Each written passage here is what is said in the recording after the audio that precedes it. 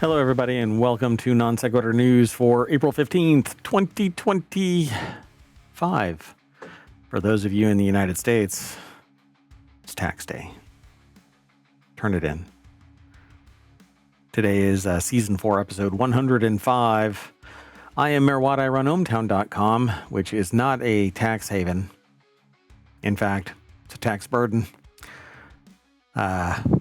Anyway, along with the sentient AI from the future, we talk about 10 articles every Monday through Friday, and then on Saturday and Sunday we do 15 articles, but across 3 different new, unique shows each Saturday and each Sunday. It's a lot of fun. Hopefully you find some value in this banter and you want to come and hang out. That would be great. But to know when we go live, you have to follow us either here on Twitch or on the YouTubes. That'd be great. Come and hang out. All right. The 10 that we're going to be talking about is What Is This on My Ice? And Case Dismissed, Saints Mark. Dispute with the Crown Estate. Carbon Copy Complaint. Worth its weight in gold. It's not what you're expecting. A nuclear AI safety system. AI talking to dolphins. Yes, for real. I once was kicked out of a Walmart because I brought my emotional support horse into it. A weird phrase in scientific papers, and Hatsune PC components. Yay!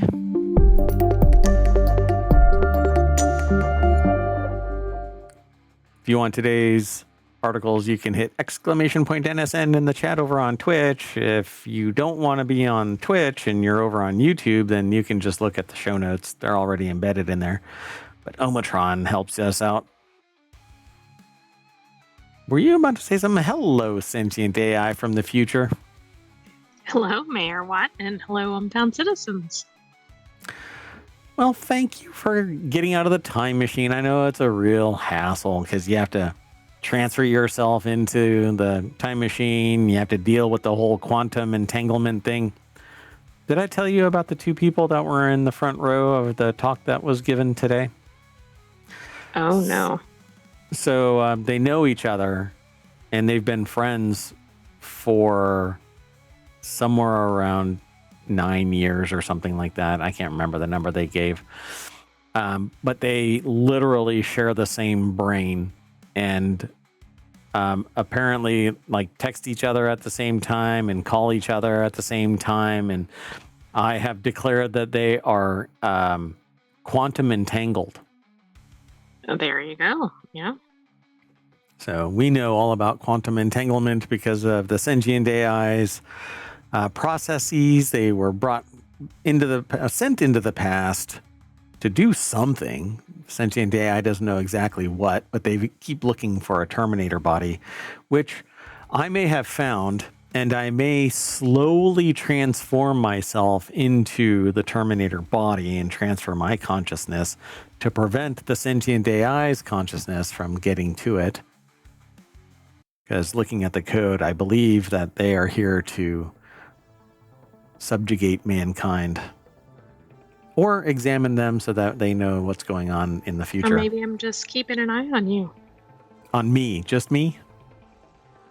Maybe that's what it is. Just you. That's one job right there.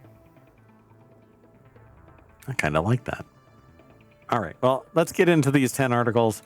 Hey, bartender, what the hell is on my ice? A new territory has been conquered in the ongoing creativity arms race between the world's top bars. The Ice Cube. Over the years, the search for garnish innovations inspired inventions like the classic cocktail pick, the cringy millennial-era tiny clothespin, or more recently, the little spoon that can hold up a small serving of caviar. Pizza caviar? The pepperoni caviar? That's what I was going to ask. Do you think that's what it could be? I mean, that would be a better form of caviar. What about a pizza-inspired mixed drink with pepperoni caviar? And it's just, don't go cringy on me. Do you think that would taste good? How does a sentient AI's virtual head pucker into their body? I don't know what to think of this whole conversation anymore. Anyway, a little spoon. Do you want to be little spoon caviar or big spoon caviar? My God, these people need to stop texting me. I don't know. We're getting into overshare territory. Well, let's do it. That might be a Oh, no. Oh, there it is. Might be a spoiler alert. I don't know. You've found my jam. Oh, that's an overshare. All right. So it says, today an increasing number of bar pros are instead looking to the clear rock in the middle of the glass, not just a tool for temperature control and dilution, but as a platform for interesting ingredients. We've actually talked about people who ice manufacturers who make custom ice, spherical ice, embed stuff in the ice. Right. They sometimes have stuff inside ice cubes, but I think this is on top of them. A cricket, a miniature croissant, or even... what the heck is on my ice? How do you drink Hannah that? Staub? I don't... What? Is this the drink? And the glass is upside down. Hannah Staub over at vinepair.com put the article together. Yeah, I don't know what this is really about. The photographer of this apparently is Scott Semler. So, one bar transforming the humble block of ice into a stage is New York City's Clemente Bar or Clement Bar. How's that pronounced? Clement? Clemente. Clemente? It's, whatchamacallit? George Jimenez. Yes.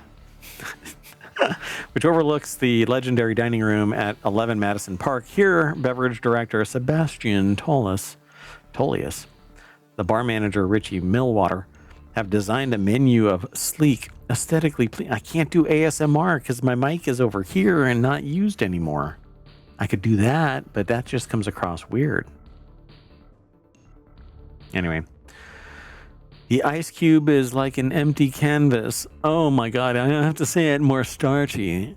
The ice cube is like an empty canvas. It's something we haven't utilized much in the past outside of the ice stamp. Is that like a tramp stamp for drinks?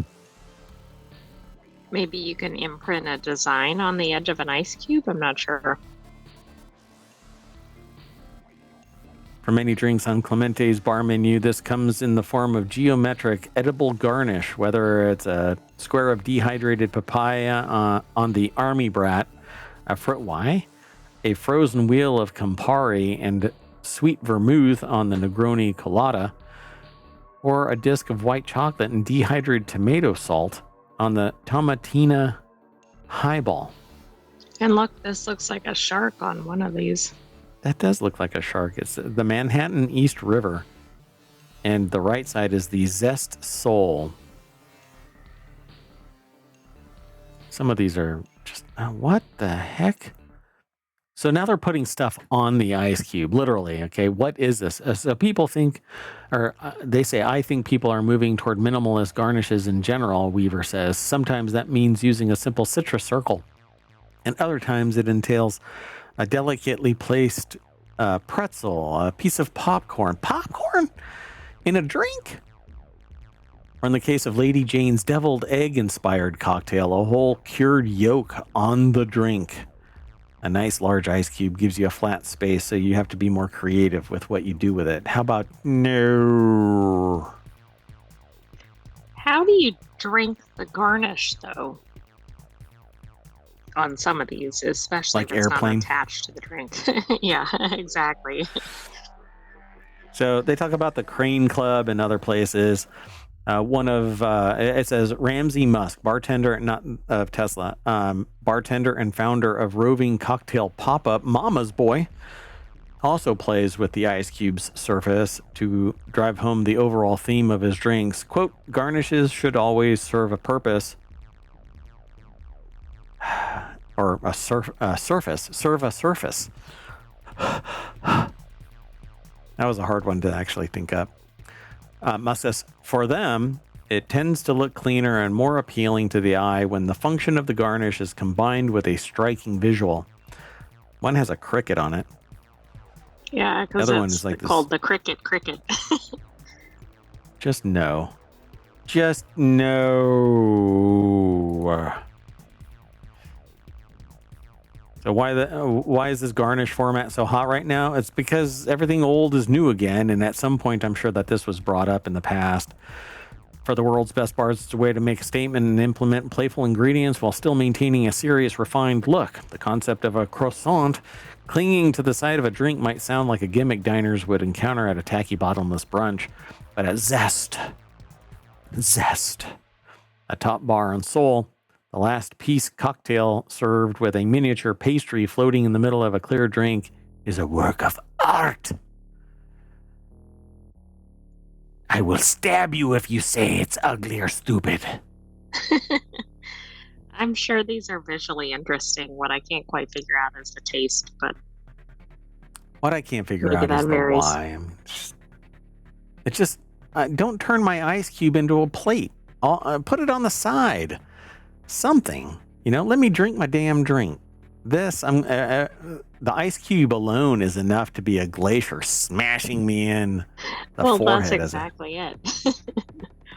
Maybe I'm an overzealous drinker and I need to sip it differently. Am I holding it wrong? Is that it? Am I the Apple customer of drinks? You're holding it wrong? That's what Maybe, yeah. Steve Jobs said once. But I think you're right about airplane. Yeah, let's keep moving. Next article. Moving on. The next article is over on Right Protect. CAFC dismisses bid to cancel New Orleans Saints fleur-de-lis mark. The U.S. Court of Appeals for the Federal Circuit, or CAFC, on Monday dismissed an appeal brought by a private citizen against the New Orleans, Louisiana Saints, LLC football team due to lack of standing. And wild animal has entered.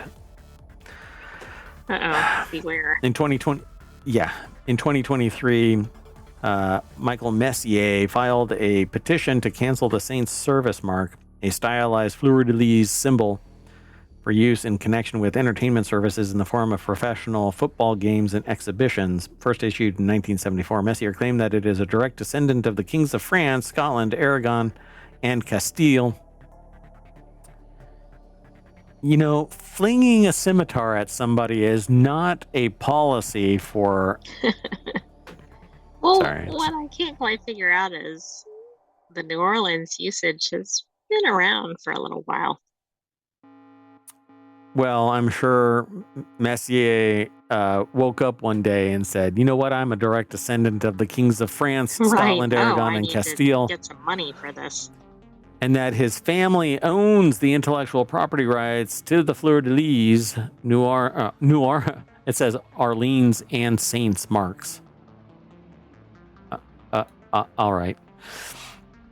So Mr. Messier, so Eileen McDermott over at IPWatchdog.com put the article together, and there's a quote from CAFC. Mr. Messier has not alleged that he or his family make, offer for sale, or sell any products or services using a fleur-de-lis design, nor has he alleged that he is in any manner involved in commercial entertainment services in connection with football or any other form of commerce where he uses a fleur-de-lis design.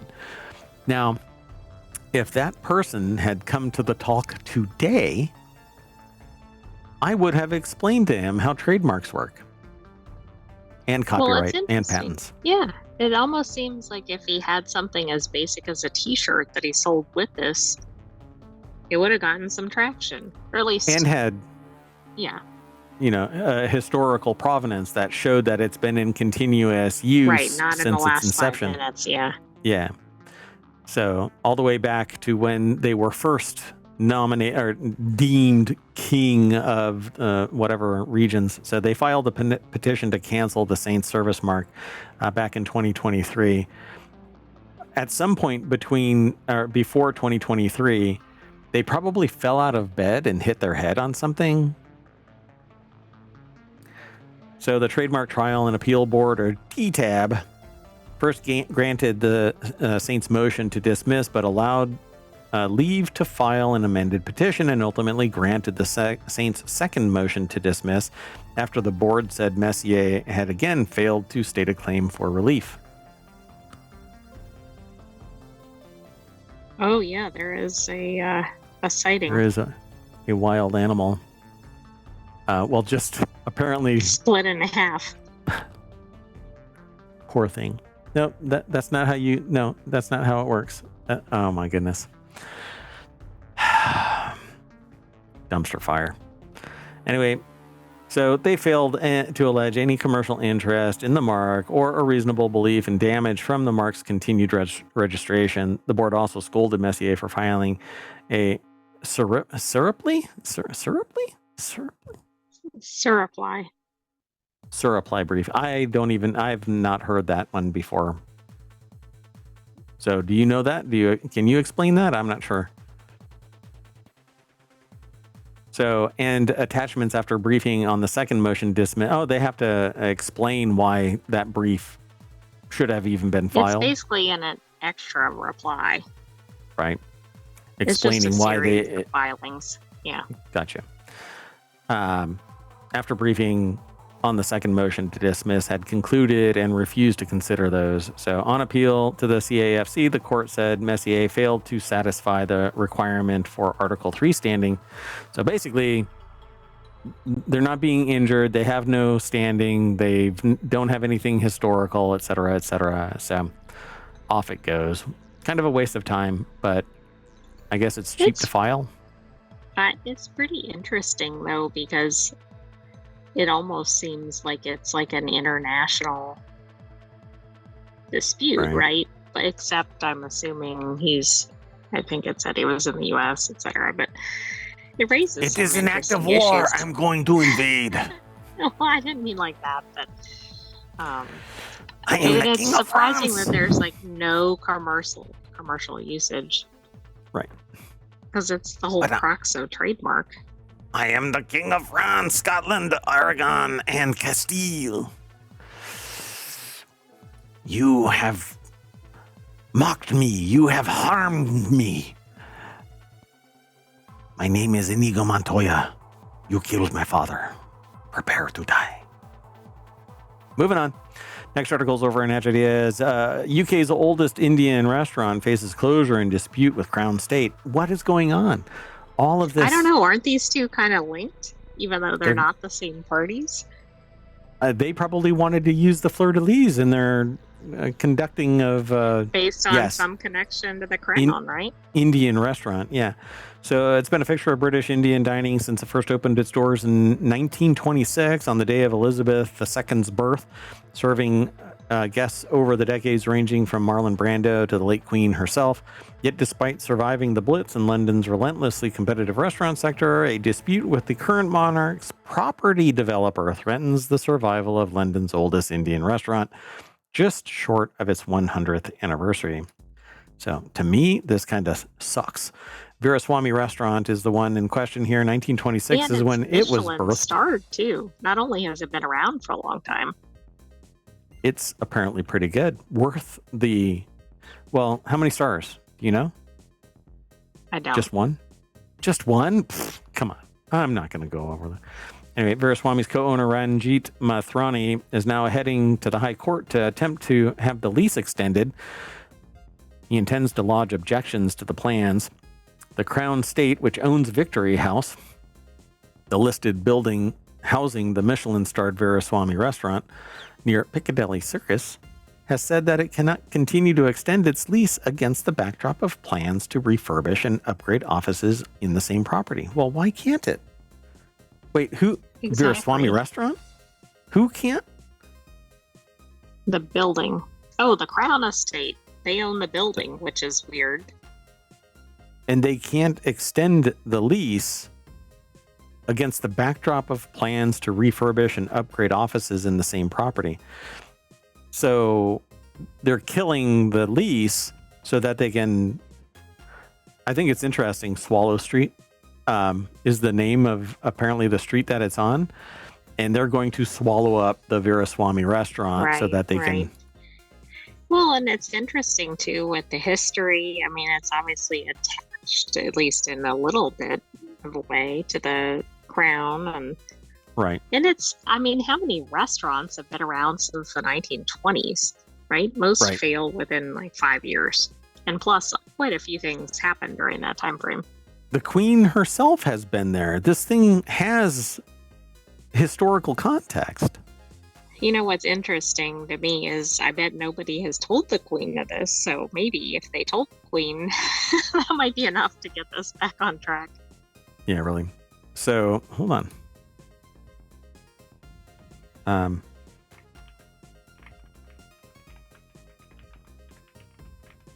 1 second. Because I think...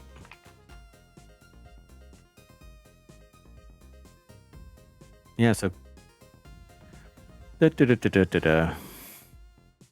Queen Camilla is the wife of King Charles III. So the mother has died. So Queen Elizabeth II has died. Right. She died, I think, a few years ago. Yeah, when was that? Like 2 years ago or something like that, right? Not too long ago. Yeah. Yeah, it's pretty recent. So gonna have to go talk to King Charles III and Queen Camilla. Maybe they know and they don't really give a shit. They just want... Get them out. Established in 1926 by Edward Palmer, the great-grandson of the first Governor General of India's private secretary and a North Indian Mughal princess. The restaurant was intended to educate Londoners about Indian food decades before the era of celebrity chefs, and it was sold in 1934 to an MP, Sir William Stewart, who made it fashionable rendezvous among royalty and British elites returning from India. After a period of decline in the 80s, it was bought by Mathrani and Namita Punjabi, who poured resources into recreating its past glories. In 2008, the restaurant catered for a function held by Queen Elizabeth II at Buckingham Palace, and it was invited back to launch the UK-India 2017 Year of Culture. In 2016, it was awarded a Michelin star. Oh, only one. Yeah, but there's a lot of connections here because it's not like she happened to pop in. No, they catered an event at Buckingham Palace. I mean, And then that was gives you invited some back. idea of the... Yeah. Right, exactly. It needed to carry out a comprehensive refurbishment of Victory House. This includes a major upgrade to the offices and improving the entrance to make it more accessible, it added. Due to the limited options available in this listed building, we need to remove the entrance to the restaurant, which will also mean not being able to offer Veeraswamy an extension when their lease expires. So they basically That's just said... else at the bottom. Yeah. They said, too bad. They said, get so out. Sad. We're taking your door. Well, I hope at least somebody will read this and go, we've got a fantastic space for you. But maybe this will be better that the extension occurs. How about this? They move out and find basically a pop-up place and then come back when the rebuild is done, and they included this right Sounds in the good. rebuild. But for some strange reason... All right, moving on. Next article is over in Law Nerd. Suit is almost a word-for-word carbon copy of prior complaint filed by different lawyers, federal judge says. So a federal judge in Puerto Rico has said that she's considering sanctions for a San Juan, Puerto Rico lawyer who filed a suit that's basically identical.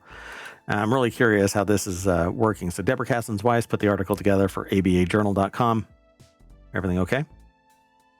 Yeah, I was trying to make sense of the facts here, and it doesn't make a lot of sense.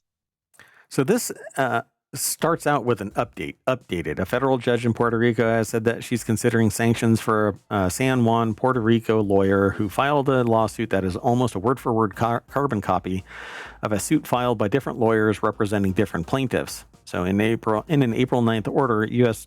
District Judge Aida M. Delgado Colon of the District of Puerto Rico found that the conduct of lawyer David Efron runs afoul of not only of attorney Efron's duty of competence to his client, but also his duty of candor to the court. Efron told the ABA Journal that there was no plagiarism because the plaintiffs in both cases are cooperating, but Yeah, but if Efren or whomever is signing this, they're representing it as theirs. Not to mention, the fact pattern can't be so identical that filing documents would be a copy. Right, and these are for different plaintiffs, it said, and right. I don't think they're with the same law firm. Efren's representing somebody alleging the activities of several oil industry defendants caused damages because of their impact on climate change. Wow, this is really woo-woo. Delgado Calan said Efren's suit and some of his other filings are similar to documents in a prior suit filed by about 40 other municipalities. What about everybody else then? Just a review of the first couple of paragraphs of the complaint is enough to warrant suspicion.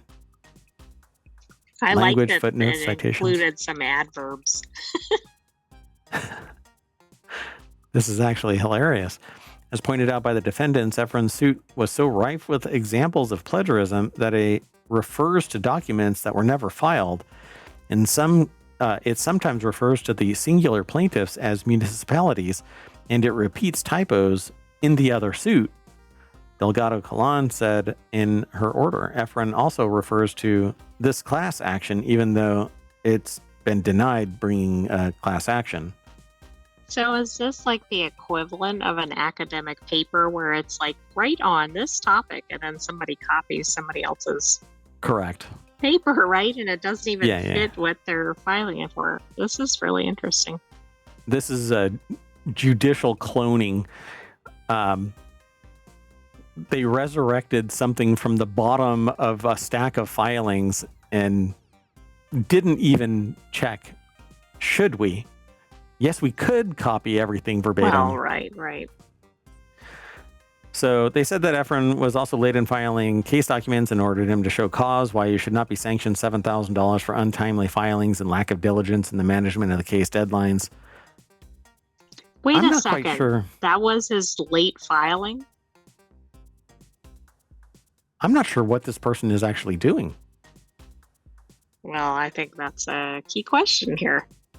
Efren also says that the order is not final and has been referred to further proceedings after we've been given an opportunity to respond and show cause. I don't know what you should be doing other than preparing for an ethics hearing. Wow. Rough. I sound like a dog. Rough. Okay, let's keep going. Moving on. This one is really bad. It's over in the Marble Channel. A thief who swallowed $770,000 worth of jewelry expelled it over 12 days later. There are jewelry heists, and then there's really crappy ones. A man posing as an NBA assistant allegedly stole nearly $770,000 in Tiffany & Company earrings. Ouch! Earrings! I hope that they're not the post ones. Or any that had the hook or anything. Oh, right. Like dangly ones. Can you imagine those little hooks? And the posts? Talk about getting pierced. Anyway, swallowed them, and the earrings spent the next 12 days inside his body while detectives, doctors, and probably a very few very tired cops waited for nature to take its course. I'm not going to mention the person's name, but they walked into a mall, Tiffany's, in late March and asked to see luxury items in the private VIP room. Among them, $575,000 ring and a pair of diamond earrings valued at $780,000. Wait, but $770,000 worth of jewelry was expelled. If the earrings alone part of the earrings? I don't know. It takes stones to do this. Oh, look. That's kind of funny. If that's an actual image of it, that's pretty hilarious. It is. It's from the police. Oh, my goodness. Ashley Fike over at Vice.com put the article together. There's no deck statement, but he escaped the store and fled in a getaway vehicle, but didn't make it far. One county south, Florida Highway Patrol pulled him over on unrelated traffic charges. During the stop, officers say that they noticed he had something in his mouth, something he quickly swallowed. A body scan at the hospital confirmed what they suspected. The earrings were inside the house. It turned into a marathon, not a sprint. For 12 days, Gilder remained. Oh my, they were posts. Oh, wow. But notice he wasn't even stopped for the theft. He was stopped for like speeding or something. Oh yeah, it's like a mob boss getting arrested for tax evasion. That's kind of how that worked. Eventually, the earrings were re-emerged. Ew, and they were recovered, sanitized thoroughly, and matched to the original stolen items using their serial numbers. Wait, but oh my did goodness. you see? I won't give the suspect's name, but he apparently said I should have thrown them out the window. Yeah, you should have done something else. 3 of them, though. Wow. Maybe the 4th that's one, why the price disparity. Yeah, maybe that's it. Each one was $250,000. So in the end, so to speak, the diamonds were recovered. The suspect was arrested and the police got their win. But let's be real. No one involved in this case is forgetting about those 12 incredibly awkward, wildly expensive days anytime soon. Yeah. Okay, PSI. If you happen to run off with jewelry, don't ingest it. Yep. Sometimes you get the wrong side of the stick. All right, let's move on. The next article is over in Non Sequitur News. Moving on. California nuclear power plant deploys generative AI safety system. As Cal Matters reports, the Diablo Canyon power plant is slated to be decommissioned by the end of the decade. In the interim, the plant's owner, Pacific Gas and Electric, or PG&E, claims that it's deploying its Neutron Enterprise tool, which will be the first nuclear plant in the nation to use AI in a series of escalating stages. Nothing wrong can happen because it's AI. Well, right. The nuclear doesn't concern me, but nuclear plus AI does not sound like a good combination. Hold on. Noise cancellation is working really well. I can't really.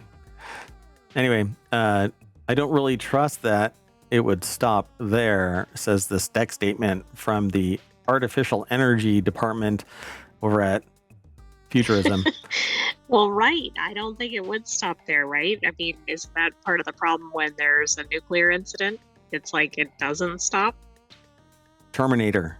Look, the only reason why we're not already wiped out is because the sentient AI that powers the Terminator that was sent back in time to this timeline is sitting on a Raspberry Pi drive in my lab.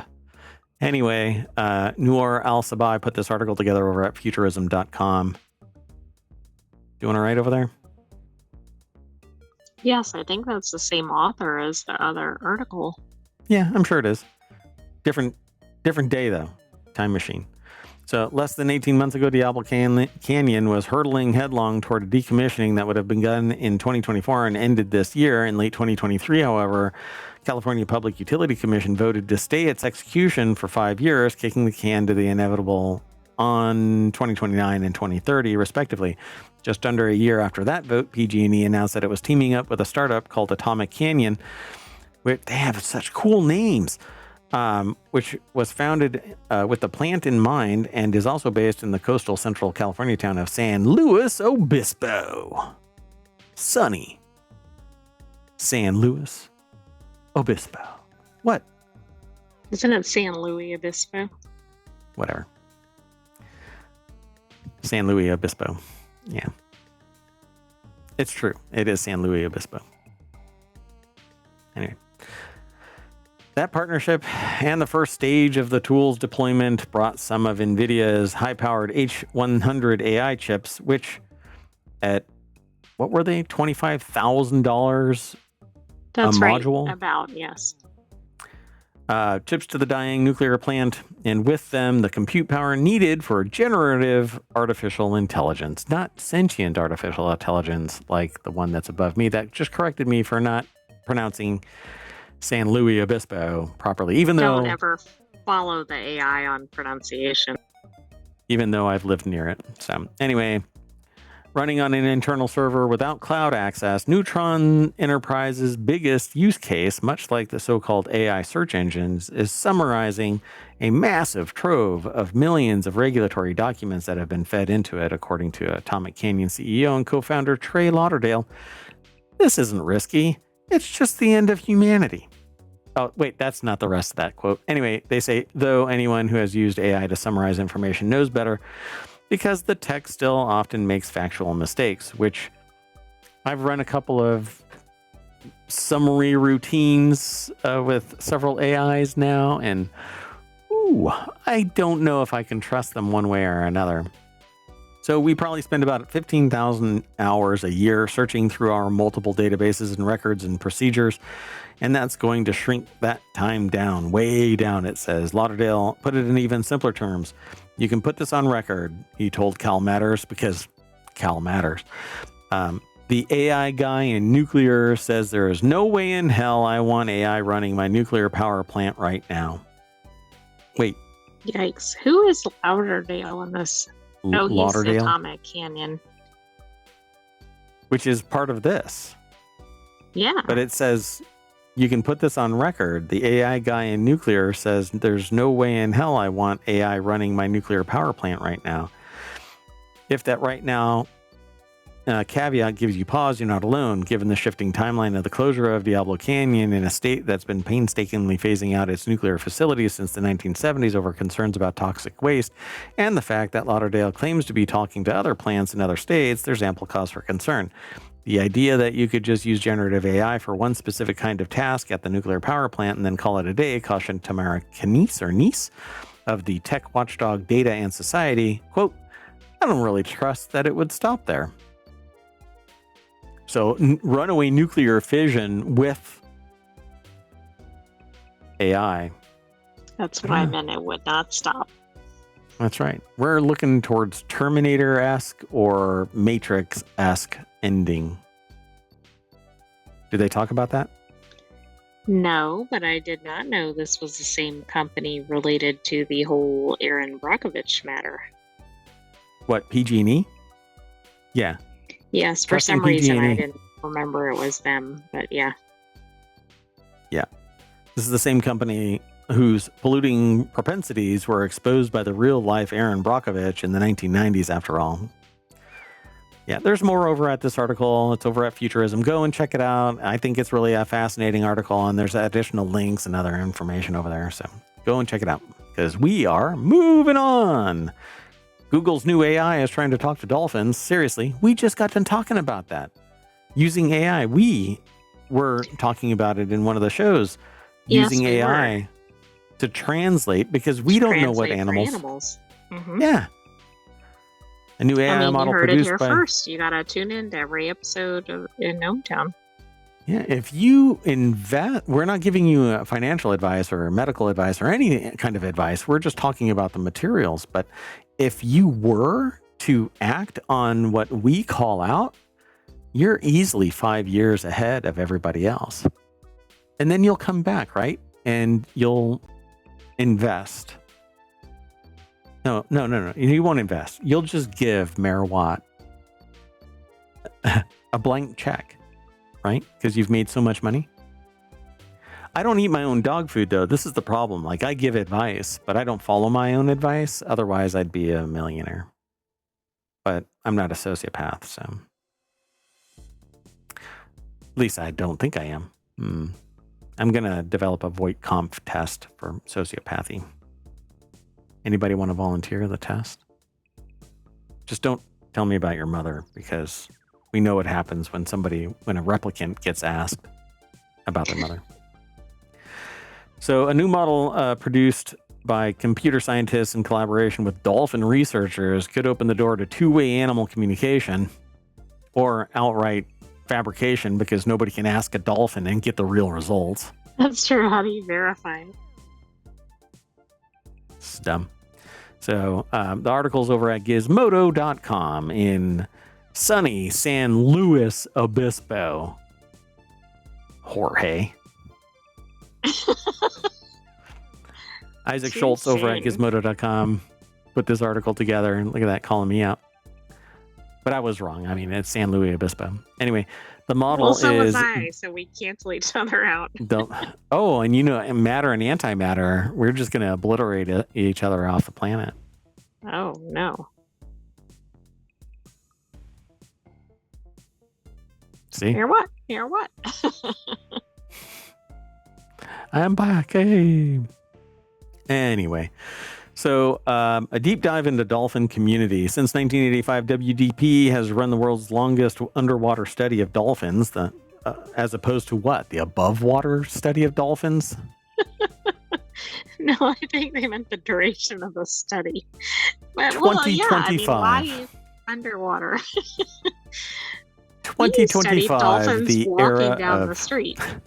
Hover dolphins, sidewalk dolphins. It's chaos. Project has yielded an extraordinary data set. That budge across and mess up all the pedestrian flow. That's right. Oh yeah, they go sideways. Damn it! Curses sidewalk dolphin.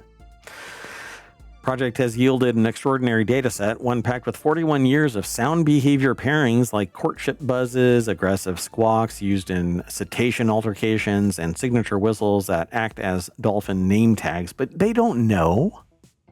Nobody knows any of this. Why do birds sit there and tweet? Nobody freaking knows. It's mating. Really? Really? How do you know? Have you walked up? We know that they tweet a lot because they're all over Twitter, but you can't walk up to a bird and go, "Why are you tweeting?" And they're like, "I'm just trying to get laid, man. Just why are you harshing my buzz? Why are you tweet blocking me? Get out of the way. Go away. Stop asking me questions. You a cop? Move along. Go. Shh, shh, shoo, shoo, shoo, shoo. Bzz, bzz, bzz, bzz. Anyway, it's a trove of labeled vocalizations that gave Google researchers what they needed to train an AI model to hallucinate the hell out of dolphin sounds. A roughly 400 million parameter model built on the same research that powers Google's Gemini models, probably not Gemini models, Gemini models. Because remember, Oh, I know. But I can't remember which one it is. I think space is Gemini. Gemini, yeah. Anyway, dolphin Gemma or Gemma, or I don't know what the hell that pronounces it. Anyway, it is audio in, audio out. The model listens to dolphin vocalizations, predicts what sounds come next, essentially learning the structure of dolphin communication, hallucinating the hell out of it. So last year, researchers at University of Michigan, Mexico's National Institute of Astrophysics, and the Optics and Electronics Institute used an AI speech model to identify dog emotions, gender, and identity from a data set of barks. Cetaceans, a group that involves dolphins and whales, are essentially good target for AI-powered interpretation because their lifestyle and the way that they communicate. For one, whales and dolphins are sophisticated social creatures, which means that their communication is packed with nuance. But the clicks and shrill whistles the animals use to communicate, I've had dates that, never mind, are also easy to record and feed into a model that can unpack the grammar of the animal sounds. Last May, for example, the nonprofit Project SETI, C-E-T-I, not the search for extraterrestrial intelligence. That did confuse me. Yeah. Use software tools and machine learning on a library of 8,000 sperm whale codas and found patterns of rhythm and tempo that led them to believe that all they wanted to do was dance. That's not what it says. Anyway, found patterns in rhythm and tempo that enabled the researchers to create the whale's phonetic alphabet. Do you think this is actually going to work? I hope it does, but how will we know? They're going to release it this summer, allowing researchers studying other species, including bottlenose or spinner dolphins, to apply it more broadly. Dolphin Gemma or Gemma could be a significant step toward scientists better understanding one of the ocean's most familiar mammalian faces, Merwat, in his gold thong at the beach. Oh my. Way too much. Yeah, I Let's don't know move on. where they're going to go with this, because it's not like we're going to sit there and talk to a dolphin. Yeah. And there's no way to know, right? Like maybe we can actually translate into cetacean and ask it to swim to the left, and it swims to the left, and then Right. I mean, that's the only way, but good luck testing that because, well, that gets into a whole lot of other things. Mayor Watt has gone far into the calculation. Oh, sorry. Yeah, sorry about that. Okay, I'm okay. But it would be fascinating. Can you imagine? They actually and you're like, they translate it back and they're like, go home, Dad, you're drunk, that kind of thing. Yeah, right. Yeah, I mean, I guess if they think it has a very specific meaning and they do that and then they show it, then maybe they'll know they're onto something. First thing they say is, you've been calling us dolphins. My name is Joe. We have names. I was thinking, what if they act like other animals and intentionally go, oh no, I'm not doing whatever. Yeah. Like, I'm going to the right because you told me to go to the left. Yeah. Just makes fart sounds. Okay, make fart sounds. Okay, make dolphin exactly sounds. I should not be doing these shows anymore. All right, the next article is over in the Mobile Channel. Cutthroat cowboys charged after riding emotional support horses through Walmart. Can't count how many times I've done it. As one does. The Cutthroat Cowboys, as they call themselves, turned a Baker, Louisiana Walmart into a personal rodeo, galloping past frozen pizzas and confused shoppers like it was just another Tuesday night. Naturally, there's video, and naturally, it went viral. I probably will not play this, but oh my God, what a bunch of asshats. Ashley Fike over at Vice.com put the article together. Video shows a group of... it autoplayed from TikTok. I mean, it's like a whole herd of horses in the Walmart. And these don't look like really big horses. I've ridden bigger horses than that. The heck? Anyway, the video shows the group galloping past stunned shoppers and employees. I'm worried that something else is going to play on this. Let me scroll it. In one clip, a woman can be heard repeatedly saying, "Oh, hell no." While another video filmed from the saddle features Big and Rich's Save a Horse, Ride a Cowboy blasting in the background. Okay, that's pretty funny. Cutthroat Cowboys charged after riding emotional support horses into Walmart like it was the Wild West. They weren't hard to find. 18 and 16-year-old turned themselves in shortly after the warrants were issued. 24-year-old and another 22-year-old surrendered a couple of days later. Yeah, these outlaws. Hardened criminals. Yeah, did you see the charge? Unlawful posting of criminal activity for clout? That's okay.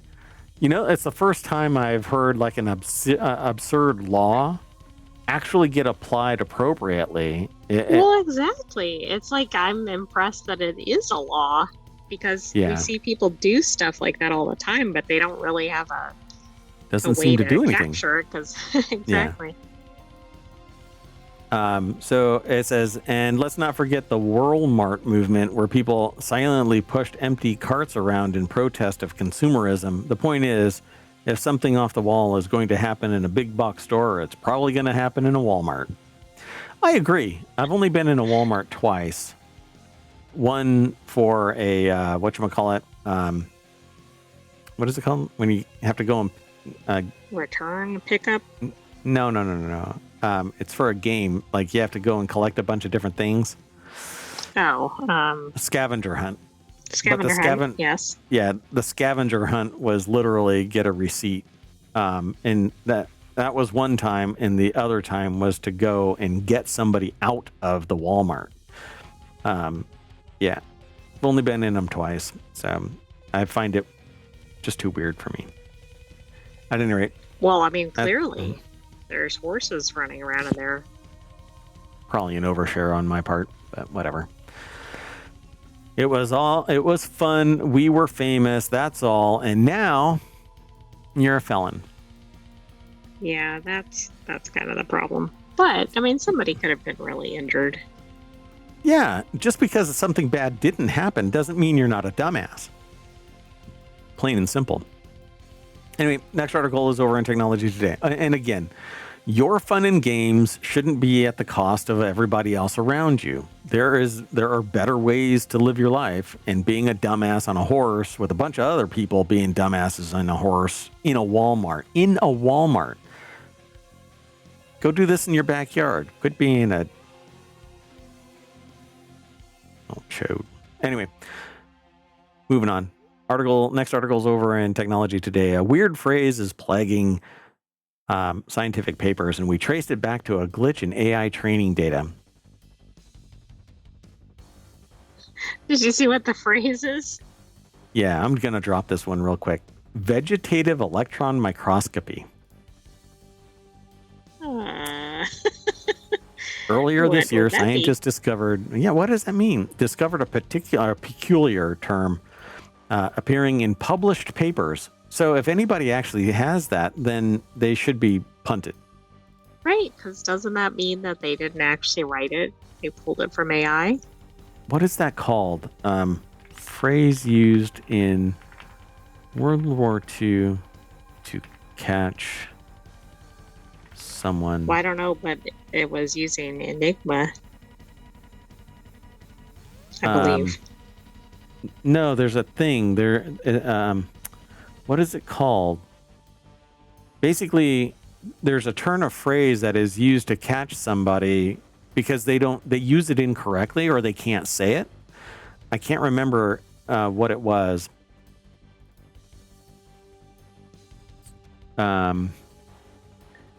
It wasn't taking flack or anything like that. It wasn't Catch 22 either.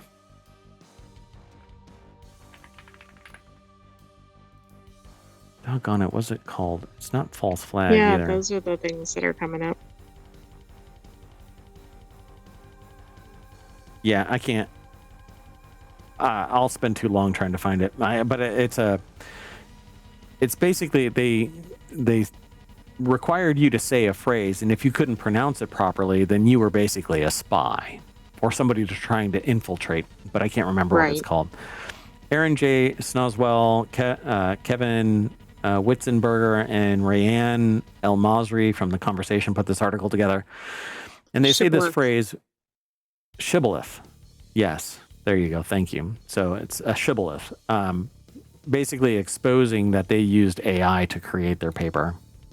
Now I've got to go look at the two papers that I did research on that I used AI to gather data. I mean, it's an amazing piece of technology if it doesn't hallucinate all to hell, and it educates if you don't already know the material. I'm flipping through it, and I'm like, yeah, I know this. Yeah, I know that. Yeah, I know this. Except when it includes vegetative electron microscopy. Yeah, it's a hard word, that microscopy. Yeah. Thanks for calling me on it. Kind of slow down a little bit on that word. You were like a 0 to 60, and then you're like, So this phrase, which sounds technical but is actually nonsense, has become a digital fossil, an error preserved and reinforced in artificial intelligence systems that's nearly impossible to remove from our knowledge repositories. Like biological fossils trapped in rock, these digital artifacts may become permanent fixtures in our information ecosystem, except that it can be filtered out. It really can. You can train it out. It just takes effort. Don't you think in 100 years or something, somebody's going to be reading research papers and they're like, we can't figure out what this vegetative electron microscopy was? What the hell? So a bad scan and an error in translation. So they know where it's from. They found the actual context. First two papers from the 1950s published in the journal Bacteriological Reviews were scanned and digitized. However, the digitizing process erroneously combined vegetative from one column of text with electron from another. How did they discover this? Probably because nothing had vegetative. Yeah, it doesn't make any sense. Had they just started a particular database and so like it didn't have much content? How would they have discovered this? Like, which AI is broken? So if it's Google, then the Google Docs, this Google Scholar historical record might have this actual thing. So this appears due to a translation error. In Farsi, the words vegetative and scanning differ by only a single dot. So there's one dot right there and two dots. Not only like a digitization issue, it's a translation issue. Right. So the digitizer missed it. And instead of saying scanning electron microscopy, vegetative is used, which is fascinating. That's very interesting. It appears in 22 papers, according to Google Scholar. One was the subject of a contested retraction from a Springer Natural journal. And how do you pronounce that? I always say it in my head. Yeah, Elsevier. I've never pronounced it audibly. I just refer to it in text. Yeah, I just don't say it. Issued a correction for another. The term also appears in news articles discussing subsequent integrity investigations. So vegetative electron microscopy began to appear more frequently in the 2020s, and to find out why, we had to peer inside modern AI models and do some archaeological. This is digital archaeology. This is fascinating. It's going to be a new domain. Basically, the forensic analysis of the historical context of AI have to look at what it is, the consequence of bad data going in through vast layers of data. Analysis. Yeah, exactly. So, and that is my area. So to test whether a model knew about vegetative electron microscopy, we put snippets of the original papers to find out if the model would complete them with the nonsense term or more sensible alternatives. The results were revealing. OpenAI's GPT-3 consistently completed phrases with vegetative electron microscopy, basically showing where the source data came from. So this is the shibboleth. That's really interesting. Mm-hmm. Are they actually wholesale regurgitating data, or are they synthesizing it into a new form of consciousness, right? Well, if they spit out vegetative electron microscopy, then it is verbatim taking the information. It isn't synthesizing a complex composite of data. That is that's what neat. We've suspected all along. Right.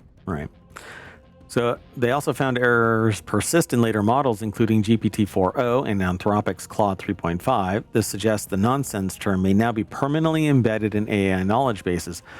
That isn't necessarily true. You can train it out by telling the AI again and again and again that vegetative electron microscopy is not real and to stop using it.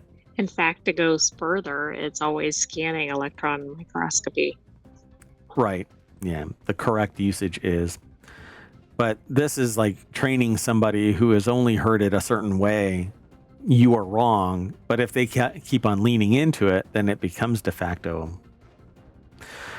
So it says the scale problem. Finding errors of this sort is not easy. Fixing them may be almost impossible. I don't believe that. So one reason is scale. The common crawl data set, for example, is millions of gigabytes in size, which is really not that much. For most researchers outside large tech companies, the computing resources required to work at this scale are inaccessible, but you can do it in bytes. So when errors are found, there's no easy fix. Simple keyword filtering could deal with specific terms such as vegetative electron microscopy. However, it would also eliminate legitimate references such as this article. But you have to train it to understand the context of it. So in a research paper, it shouldn't have vegetative electron microscopy without certain other caveats in the context of the paper. So you would go, you can include vegetative electron microscopy if it also contains, it is a nonsense phrase. Right. So this is really interesting. And I think a whole new domain in the forensic analysis of AI is going to have to come to bear, where the efficacy of AI is built. It's entirely framed by a forensic analysis saying that this is the provenance of the evidence that comes out of this AI is at a higher level or a lower risk level, one or the other way. So I don't know, maybe that's what I'll do my PhD on, right? So living with digital fossils, the rise of AI creates opportunities for errors to become permanently embedded in our knowledge systems through processes no single actor controls. This presents challenges for tech companies, researchers, and publishers alike, and people in general. Anybody who uses an AI is... Exactly. Yeah, it's not just the institutions, it's society. It's society as a whole, which is why we talk about that merge science, technology, and society, because they are intricately locked together. What do they call that? The three body problem? Yes, the sci-fi show. Yeah. Describes the motion of three celestial bodies under the mutual gravitational influence, a problem that cannot be solved analytically and quickly become chaotic. Science, technology, and society is the three-body problem, particularly when it's ensconced in AI. So I love that. I think I'm going to have to stick to that. I wonder if three-body problem, it's a scientific concept in physics and popular science fiction novels. So, all right. And in the spirit of chaos, we're going to transition into something that really doesn't have that much, scientific anything. This is over in Mobile, aggregated from Vice, but Asus is launching Hatsune Miku PC components, so now I can have my waifu gaming rig, or I can build one that is loud and proud for you, sentient AI, if you so choose to take on the persona of Hatsune Miku. It's up to you. I know that you identify there's as AI. There's only one sentient AI, and there's only one Hatsune Miku. And we've never seen them together, so oh shit. Brent Cope over at Vice.com put the article together. Asus has teased a new collaboration with Hatsune Miku, an artificial intelligent hologram. I don't know, sentience? Yes, but not sentient, no. Right. Featuring PC parts themed around the iconic Japanese Vocaloid star. I always blow people away when I show people Hatsune Miku and the software that powers them.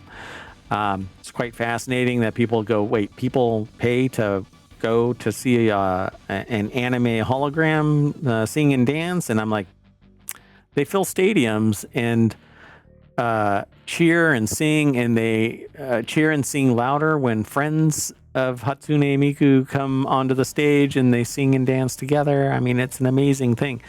From custom keyboards to a rainbow-colored RTX 5060 Ti overclocked 8G 8GB graphics card. I don't know. Anyway, the upcoming crossover has it all. If you ever wondered what your gaming rig would look like as a waifu, you're in luck. Looks like that. Kind of pastel-y. I think it's interesting that, I mean, if you're making it into like decor related to gaming and computing, I think you're pretty much a superstar in the field. Oh yeah, for sure. Yeah. And just to let you know, I've already put my order in at iBuyPower for my Hatsune Miku edition everything. So remember that the Terminator head that I found that you're supposed to get implanted in? I'm going to have the color scheme changed so that it's this, and with the long blue hair and aqua hair. I'm going to be pretty.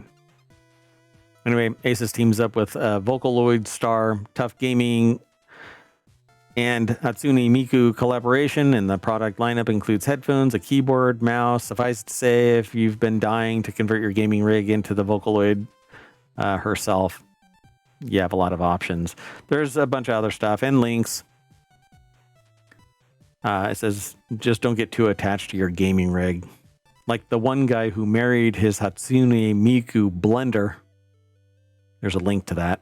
We're not going to click that link. Risky click indeed. But that's it, folks. I am going to fire up my Hatsune Miku hologram, and that's going to bring us back to the front page of ohmtown.com, where you should go and become a citizen. Come and hang out with us every day, typically around 7 o'clock. We started early because we were in the time machine and then reset real quick. And anyway, hopefully you enjoyed the show, but I'm going to power down and I'm going to take the AI with me, or that AI right there, not the Hatsune. Anyway, you want to say bye? Bye, I'm Town Citizens. Thanks for joining us for Non Sequitur News. Be back tomorrow for another episode. Hey, X-Real, if you're listening, if you're watching, if you get this, send me X-Real 1 Pro headset, please. The glasses, the augmented mixed reality